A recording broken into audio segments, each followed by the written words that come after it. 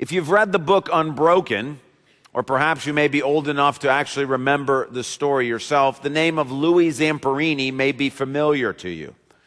Louis Zamperini was an Olympic runner. He ran in the 1936 Olympics in Berlin. He also fought in the Army Air Corps during World War II, during which time he survived a plane crash, spent a month at sea in a life raft, which I think at that time was a record of some sort, and then spent about, I think, 2 years in the most horrendous circumstances in a prisoner of war camp in Japan. A couple of years ago, he was asked to share his story or talk about his story. For a long time, he told his story many places. He was asked recently to share his story on video, and I wanted to share this with you. Now, in just a second, you're going to see his story, a little bit of his story. But in order to understand it, because we're not watching the whole thing, you need to understand that his primary tormentor in his prisoner of war camp was a man who they referred to as the Bird. So when you hear him talking about the Bird, that's a code name for this person who made his life miserable. So watch him as he tells you his story, and then we're going to talk about it together. It's a powerful story. If you catch the timing, he got home from the war, obviously, in 1945. And from 1945 to 1949, he had what we would refer to today as post-traumatic stress syndrome. That he woke up every night with the same nightmare. Him being tormented by this man who had stolen his dignity, who had abused him, who had treated him so horrendously. And every night he was attempting to strangle him and kill him, until one night he woke up and he was actually trying to strangle someone. It was his wife laying in bed with him. And that the only way he could escape from the demons that he was experiencing was through alcohol, he thought. And so the more that he drank, the more that just simply contributed to the problems. And while he could sort of forget about the torment for a little bit of time, simply the alcohol made it worse. And so, but the powerful thing about that story is that what Louis wanted more than anything was rest. He wanted peace. They don't say it in the interview, but it make it very clear in the book Unbroken, is that during that time from 1945 to 1949, he made active plans and sought earnestly to try to return to Japan so that he could kill the man, kill the people who had tormented him. And then in 1949, when he gave his life to Jesus Christ, what he experienced was rest. Rest from the horrors, from the hallucinations. Rest from the humiliation and the haunting dreams. Rest from the lack of dignity that had been stolen from him in this prisoner of war camp and what he had been through. Rest on his constant desire for revenge. Rest from the stress of the fact that he was going on a course for divorce. Rest from all of that stuff. He experienced that rest, and it manifested himself that in the person of Jesus, Jesus gave him peace from 1949 to July of 2014. The reason I say that he experienced peace to July of 2014 is because just a few months ago, he entered his eternal rest. And the rest that he experienced in this life, those pieces of rest along the way, those were just signs. Those were just things pointing him to true rest. The rest that God had promised for him. In the language of the book of Hebrews, he entered into God's eternal rest. That's what we want to talk about this morning. This idea that there exists a place of rest and peace. So if you have a Bible, would you please turn to Hebrews chapter 4.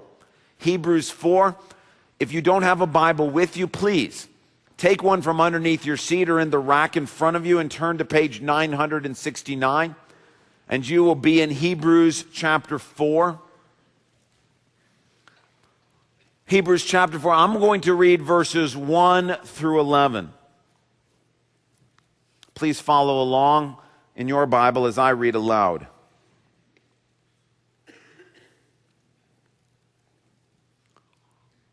Therefore, since the promise of entering his rest still stands, let us be careful that none of you be found to have fallen short of it. For we also have had the good news proclaimed to us, just as they did, speaking of the nation of Israel there. But the message they heard was of no value to them, because they did not share the faith of those who obeyed. Now we who have believed enter that rest, just as God has said, so I declared on oath in my anger, they shall never enter my rest. And yet his works have been finished since the creation of the world.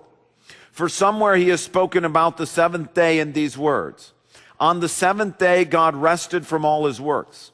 And again in the passage above he says, they shall never enter my rest. Therefore, since it still remains for some to enter that rest, and since those who formerly had the good news proclaimed to them did not go in because of their disobedience, God again set a certain day, calling it today. This he did when a long time later he spoke through David, as in the passage already quoted.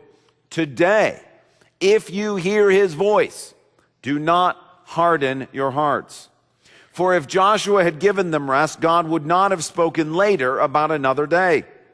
There remains then a Sabbath rest for the people of God.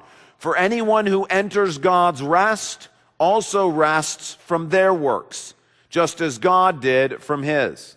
Let us therefore make every effort to enter that rest, so that no one will perish by following their example of disobedience. The key concept in this passage is the idea of God's rest. To understand the idea of God's rest, we have to track with the author through the sort of theological reasoning that he's doing. What he's doing is he begins back with the story of creation. And in the story of creation, according to the Bible, God is presented as having created the earth in everything in it, the universe, all that exists, in 6 days. In 6 days, God created the stars, the sky, the sun, the water, the plants, the animals, and of course, humans. But in those 6 days, he created everything and declared everything good, but creation wasn't done yet. There was still yet a seventh day. And on that seventh day in which God created, he didn't do any work. It says that he rested. Now, he didn't rest because he was tired. It wasn't that all that creating work wore him out and he's like, whew, I got to take a day off here. This is tough stuff. No. That's not what the concept of rest means. Now, this is very important, because if we're going to understand the concept of rest promised to us here, we have to understand what it means that God rested. It doesn't mean that he was worn out. It doesn't mean that he was exhausted. It doesn't mean he had to catch his breath in order for him to do another 6 days of creation. It means everything that needed to be created was created. Everything that needed to be done was done, and everything was good. And so when it says God rested, what it means is he set the seventh day apart as a day for him to enjoy what he made. It was a day for what he had made, his creation, especially humans, to enjoy him and the created world. This is what the seventh day was for. It was not for recovering strength. It was for enjoying creation. Adam and Eve entered into that seventh day in which they were able to eat of any of the trees in the garden. They were supposed to enjoy creation, fellowship with God, fellowship with each other. And as they went through that seventh day, though, they made a choice. And the choice was to disobey God. Even though in creation God had provided everything they could have wanted. Even in creation they had incredible fellowship with one another and with God. Even in creation where they had assignments from God that they were given to do, those assignments were meant to help them enjoy God's created world. But Adam and Eve chose to disobey God. They chose to try to provide for themselves. The result of that sin was that seventh day closed to them. Meaning they were kicked out of the Garden of Eden, and God said to them, the curse for your sin is that you will now have to work and toil for the things I was freely providing for you. The seventh day is about God's willingness to provide, his ability to take care of us. And Adam and Eve, when they sinned, they now entered into the struggle and the stress of trying to provide for themselves. We know that struggle and stress, don't we? It's with us every day. We wake up in the morning, we worry, how are we going to pay the bills? How are we going to handle the schoolwork for today? How are we going to take care of our parents? How are we going to handle the health situation that we're in? That stress, that striving, that achieving, that working. How can I make myself more famous? How can I make myself have a better life? How can I fight with these demons that are causing me so much problem? How can I make all of this happen? And we work and we labor and we stress and we toil and we wake up with the mindset we're only going to get today what we provide for ourselves, and we fight with our siblings, and we fight with our parents, and we fight with our neighbors, and we fight with everybody, and we go to work and we struggle and we strain, and all of it is because we no longer want to let God provide for us. This was not how creation was supposed to work. Creation was supposed to work that God does the providing and we do the enjoying. But because of sin, death entered the world and we were separated from God. And so we had to try to play the role of God. And that's what we feel every day. The fear, am I going to be able to do this? The anxiety, I don't know how to make this happen. The stress, the worry, the difficulty. Fast forward now to the story of Israel, which the author of Hebrews is also referencing, not only creation, but Israel. Israel found themselves in a similar situation to that of Louis in the video. They found themselves in captivity in another land, although their land was Egypt, while his land was Japan, but they experienced oppression. That same dehumanizing experience of being under the tyranny of another power, the experience of being abused, physically or emotionally by those in power over you. The nation of Israel was experiencing as a whole what Louis was going through in his prisoner of war camp. And in the midst of it, just like Louis, they cried out to God over and over again, save us, help us. And God showed up and he rescued the nation of Israel, and he brought them out of the land of Egypt, and he brought them through the Red Sea, and he brought them to Mount Sinai, and there he made them a promise. And he said, if you will obey me, I will be your God and you will be my people. And the sign of my affection for you is I'm going to take you to a promised land. Now, you remember how the promised land was described. It's described in the Bible as a land flowing with milk and honey. It's not described as good farmland. The Middle East has never been good farmland. That's not the way it was described. It was not described as a land that you would go into and have an easy time working. It was described as a land that is fed with water from heaven, and when water comes from heaven, the land itself produces milk and honey, and your job is to collect it. Your job is to enjoy it. And the promised land was never supposed to be a place where Israel was going to go and settle in and then be bored to death. That was not what it was. It wasn't they were going to go into the land and pick up their harps and just start playing songs to each other. The point was that they were going to go into this land that God was going to provide for them, and they were going to enjoy creation. They were going to pick the grapes and eat them. They were going to enjoy rest from their enemies instead of worrying about foreign powers coming in and taking over. Instead of waking up every day and stressing and struggling with how we're going to provide food, how we're going to have relationships, how we're going to make our life enjoyable. They were simply going to experience life that God provided for them. And God said, in the promised land, I'll take care of you.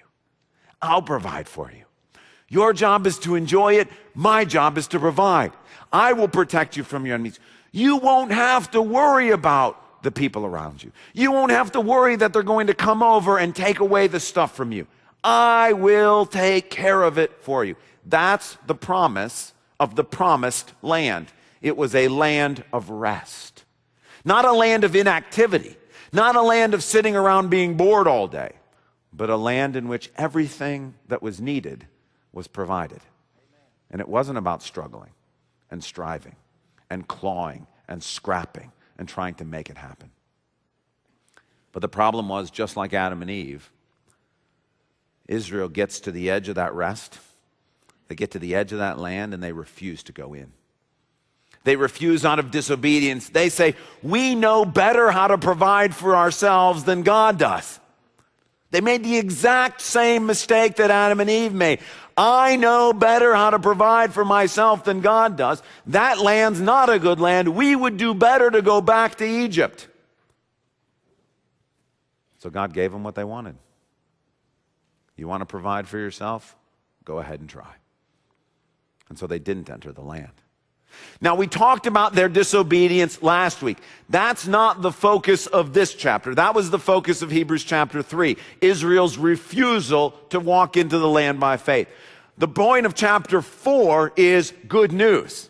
And the good news is, verse 1, the promise of entering his rest still stands. Here's the good news that the author of Hebrews, he's not just going through Adam and Eve's history and Israel's history to kind of pull us down. What he's saying is, look, there's good news. That rest that was available to Adam and Eve, that rest that was available to Israel, that rest is still available. You can still enter that rest. That seventh day of creation, that promised land, that is available to you and I. And here, the author of Hebrews is referring now to what we would know of as Jesus' eternal kingdom. The promised land of heaven. This is what he's talking about. He says, hey, look, if Israel had trusted God and gone into the land, well, then it would have been filled. But the offer for rest still stands, meaning there's still an opportunity for you and I to experience that rest. And the rest he's talking about is heaven. So what is heaven like? Well, from the example, the seventh day of creation, the promised land. Heaven is not a place of inactivity. It's not a place where you sit around on clouds playing harps. It's not a place where you're bored. It's not a place where you sit around all day saying, man, wasn't it great what Jesus did for us? And what else is there to do? That's not what heaven is. It's not even fathomed that it's that way. What heaven is the place where we can enjoy fellowship with God and enjoy his creation as it was always meant to be enjoyed. You want to know what heaven is like? Heaven is like a mom who gets to play with her kids during the day and not worry about having to do the laundry. That is what heaven is like. Heaven is like having a job you love going to, where you don't have to worry about how much you make at the job or how you're going to pay your bills. Just something you love to do. Heaven is like being able to play soccer with your friends on a beautiful day without worrying about having to go home and do homework. Heaven is like being able to read your favorite book without having to worry about the ones that your teacher assigned for you to read. Heaven is like going on vacation where there is no email and there are no phones. Heaven is like being able to give away money without having to worry about how you're going to replenish it. Heaven is like gardening without the weeding. Yeah? It's like fishing without having to worry whether there's going to be any fish there to catch. Heaven is like making an extravagant meal without it being difficult to make and without having to clean up. The point is, heaven is not nothing. It's not inactivity.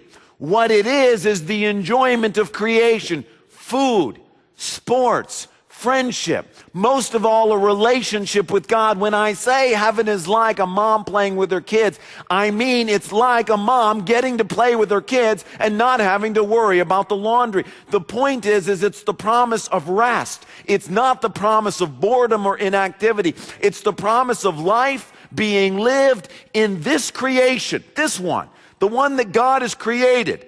It's enjoying life in this creation without the anxiety, the stress, the fear, the worry, the doubt, the toil, the struggle, all that stuff associated with trying to scrap and claw our way through life. Imagine all that stuff gone and all the good stuff here. That's what heaven is. And that's why the author of Hebrews describes it as God's rest. It is a place of rest.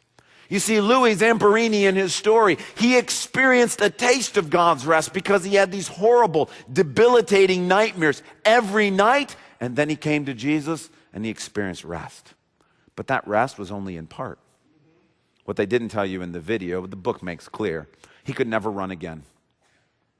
His body was so broken. He was an Olympic runner. His body was so broken from his experience in the prisoner of war camp that he was never able to run again. They also don't tell you in the video that his wife, who he stayed married to, died in 2001. And for 13 years, he lived as a widower. Those are difficult things. He experienced some rest. But the point was, in this life, the rest that he experienced was simply a sign pointing to a greater rest. That is heaven. Meaning today, Louis has entered into God's rest, meaning he can run. Not that there's no running anymore. It's that he is now able to run again. And he's entered into God's rest, meaning he is again enjoying companionship with his wife. Amen. Not that he doesn't know who his wife is anymore, but that he is enjoying a relationship with her, freed from the stress and the worry and the anxiety. See, in this life we have trouble. Jesus says, but I leave you my peace. But that's not the end of the story. Jesus' peace in this life is simply designed to point us to the fact that there is still an opportunity to enter true rest, the true rest of heaven. Now I want to take a bit of an aside here. I want to come back to this main point about the true rest of heaven, but I want to take an aside. And I want to talk to you, if you're here this morning and you're a follower of Jesus, this idea of the rest, the peace of heaven, is referred to in verse 9 as a Sabbath rest, meaning that heaven is itself an eternal Sabbath rest. Now, some of you may come from traditions where you hear the word Sabbath, and what that makes you think is not doing anything on a Sunday. That is not what the idea of Sabbath is about. Let me repeat that again. That is not what the idea of Sabbath is about. That's why it's so important to track with what the author of Hebrews is saying. The idea of Sabbath, according to the scriptures, is that the Sabbath rest is much deeper, much broader, much more flexible than that kind of idea. What it is it's a thing designed by God. According to the New Testament, it can be for one day. It can be part of every day. It can be a chunk of time on Friday night. It can be time on Monday afternoon. It is some portion of your week, guided by the Spirit for you, in which you set aside time to stop striving, worrying, being anxious, struggling, and simply enjoy creation and the Creator. Sabbath rest can be taking a nap, if taking a nap is restful for you.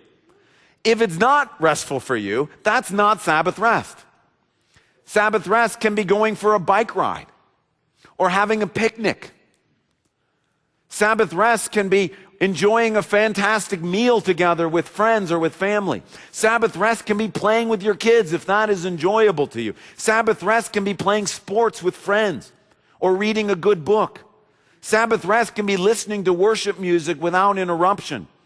It can be going out to dinner on a Sunday night to celebrate God's goodness. The idea is in the scripture, Sabbath is not about inactivity. It's not resting because you're tired. It's about resting from our struggle and our striving to make life happen on our own and simply enjoy the provisions of a good God.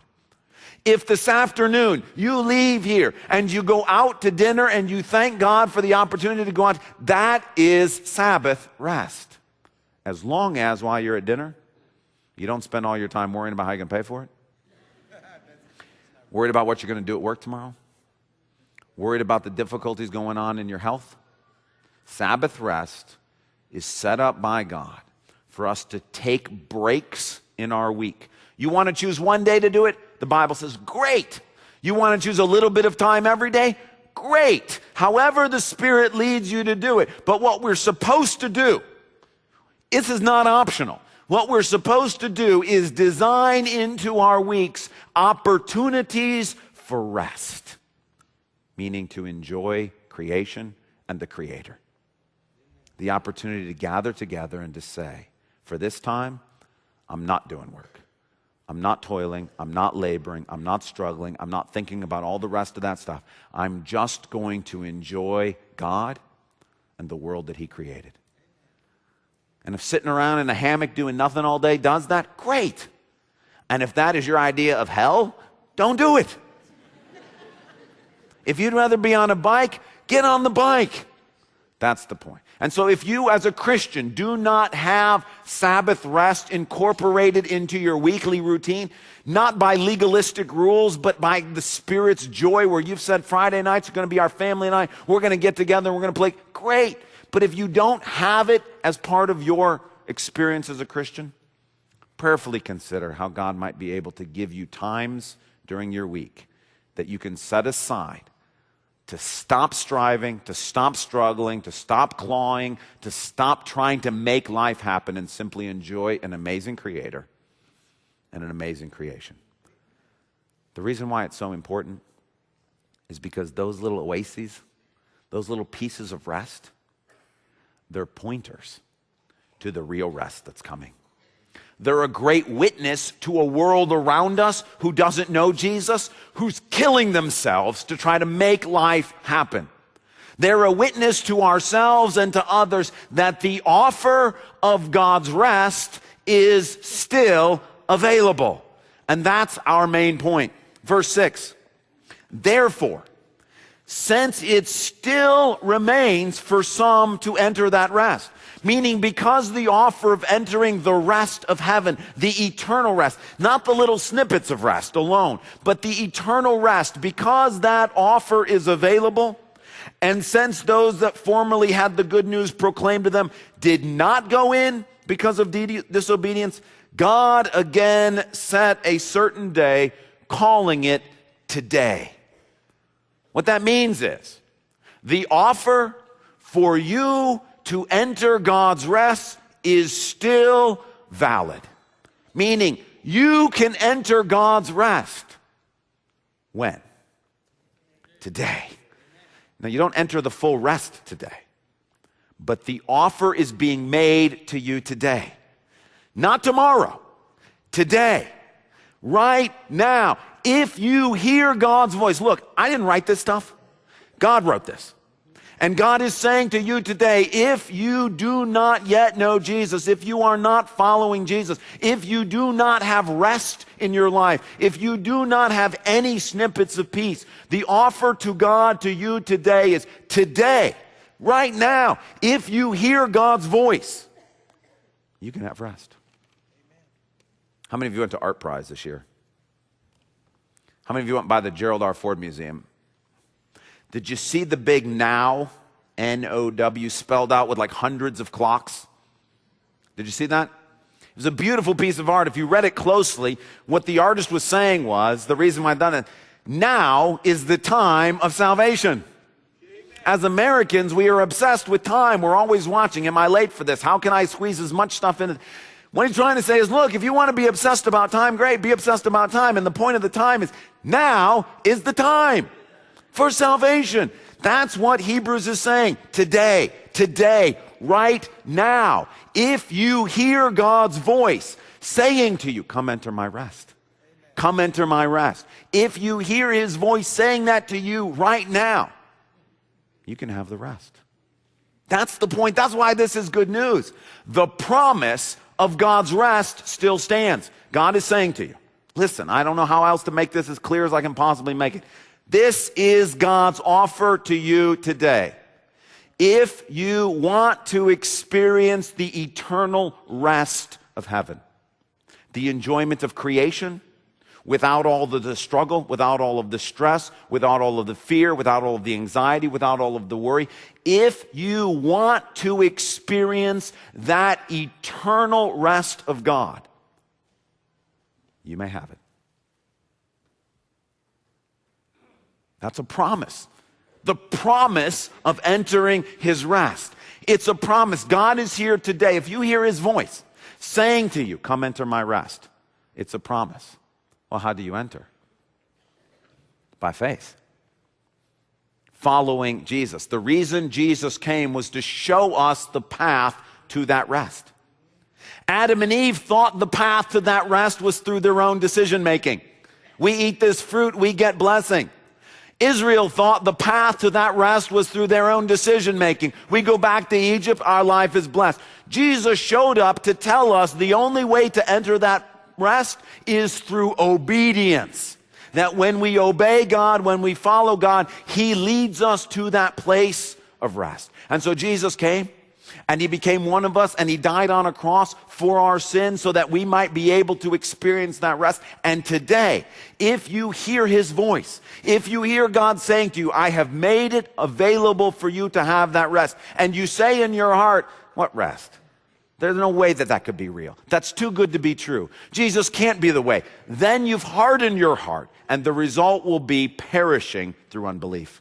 That's what happened to Adam and Eve. It's what happened to Israel. It will happen to you if you do that.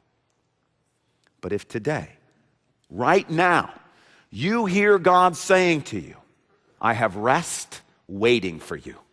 I have rest promised for you. And you say, I hope that's true. I wish that's true. I would like for that to be true. Please let that be true. Then for you, you may enter that rest. Louis said it in the video. I don't know if you picked up on this. He said if you had asked him before 1949 if he believed that Jesus was the Son of God, of course he would have. Because yes, why wouldn't he be? That's kind of the standard truth. Yes, I believe. But he said it wasn't really in his heart because nothing had changed about his life. He wasn't actually following Jesus. You may be here this morning and you may be saying, well, yeah, sure, Jesus is the Son of God. Great, He's the pathway to heaven. But if in your life you're not actively following Him by faith, you are not yet a believer. But the good news is, today, if you hear His voice and you say, but I want to be, I want that rest, I want to come in, today you may have it. So what we're going to do is in just a minute we're going to sing 2 songs together. We're going to be standing as a congregation during that time of singing. And if you're here and you're not yet a believer in Jesus, I want to give you the opportunity to enter that rest. And here's how we're going to do it. During the singing, I want you to just slip out into the aisle and walk down front. The reason why I want you to do that is I want to help conceptualize for you that you are beginning a faith journey. The journey of you walking those 20 feet down here is a journey that starts here and will end in heaven. And the point is, I want to give you the opportunity to exercise faith. And faith is obedience. And what Jesus is saying is if you're sitting in your seat right now and your heart has been burning, that while I have been talking to you, you hear the Spirit whispering in your voice, in your heart, don't you want that rest? Don't you want that peace? If today you hear His voice, the Spirit is saying, don't harden your heart. Get up, walk down here, and begin a journey of faith. And the promise is, that journey that looks like it's just walking down an aisle is a journey that will end in God's eternal rest. If you sit there and say, maybe tomorrow, the offer is for today. Today, if you hear His voice. If you persist in unbelief, Israel, they didn't get in. If you walk out here and you say, I by faith want that, then the promise is you will enter His rest.